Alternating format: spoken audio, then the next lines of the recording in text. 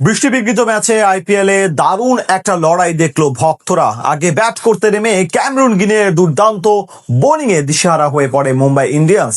সেখান থেকে লড়াকু পুঁজি দাঁড় করালেও কলকাতার ব্যাটাররা জবাব দেন চোখে চোখ রেখে। দুই দলের ম্যাচটা ছিল টান টান উত্তেজনার।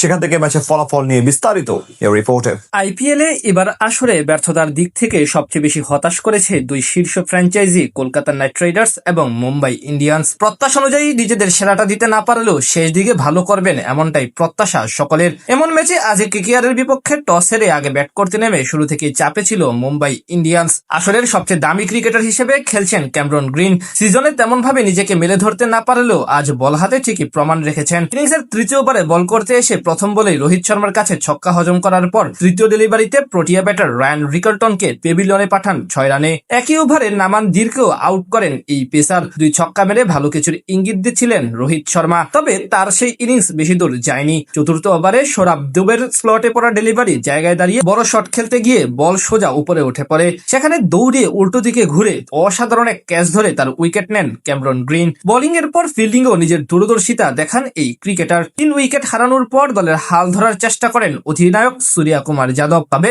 6 বলে 15 রানের বেশি করতে পারেননি তিনি। দুবের শিকার বনে তিনিও যান ডাগ আউটে। পাওয়ার প্লেতে মুম্বাইয়ের স্কোরবোর্ডে জমা পড়ে 4 উইকেটের বিনিময়ে 46 রান। খানিক পরে ইডেন গার্ডেনে শুরু হয় বেরসিক বৃষ্টি, এর জন্য বন্ধ থাকে ম্যাচ। এরপর পুনরায় খেলা চালু হলে দারুণ নিয়ন্ত্রিত বোলিং করতে থাকেন কেকেআর এর বোলাররা। ধীরগতিতে খেলতে থাকা তিলক বার্মার সাথে জুটি গড়ে ধীরে সুস্থে এগিয়ে যেতে থাকেন হার্দিক পান্ডিয়া। চতুর্থম ওভারে তাদের জুটি ভাঙেন কার্তিক ত্যাগী। তার বলে আউট হওয়ার আগে তিলক বার্মা করেন 32 বলে মাত্র 20 রান। সঙ্গী হারানোর পর বেশিক্ষণ টিকতে পারেননি হার্দিক পান্ডিয়া, তিনি ফেরত যান ধীরগতির ওই ইনিংস খেলেই। শেষ দিকে কলকাতার বোলারদের উপর ঝড় তোলেন কার্ভিন বোস। 19তম ওভারে 13 রান আনার পর শেষ ওভারে আনেন 19 রান। তার 18 বলে 32 রানের কেমিও ইনিংসে ভর করে 147 রানের পুঁজি পায় মুম্বাই ইন্ডিয়ান্স। জবাব দিতে নেমে কলকাতা নাইট রাইডার্সের শুরুটাও ছিল নড়বড়ে। 2-4 মেরে ভালো কিছুর ইঙ্গিত দিলেও প্রথম ওভারেই দীপক চাহারের বলে বোল্ড হয়ে পেভিলিয়নের পথ ধরেন কিউই ব্যাটার ফিন অ্যালেন। সেই ধাক্কা সামনে দেখে শুনে খেলতে থাকেন অধিনায়ক আজিঙ্কে রায়হানে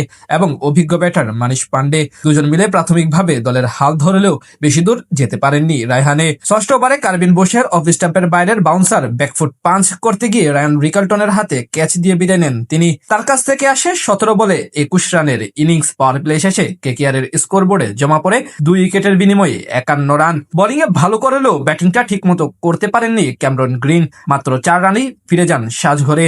সেখান থেকে নতুন করে জুটি করেন রবমান পাওয়েল এবং মানিশ পান্ডে।